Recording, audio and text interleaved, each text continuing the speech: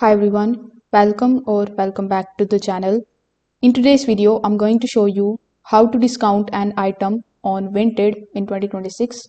Now, if you want to sell faster, attract more buyers, or clear old listings, adding a discount is one of the best tools Vinted is going to basically give the sellers. So first of all, you need to come here on vinted.com. Afterwards, simply log in into your account if you haven't already. Over here, click on your profile icon, then you click on the option of profile.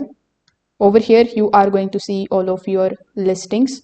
So basically, these are the items that you are selling. So among the listings that you have added over here, you just have to select that particular item which you want to discount. On the items page, you need to look for the option of edit your listing. So when you are editing your item, you just have to scroll down until you see the price section. So here you may have two options. With the first option, you can manually lower the price by typing the new lower amount, or in many listings, you will see the discount option where Vinted is going to let you apply a percentage of like 10% or 20% or even more.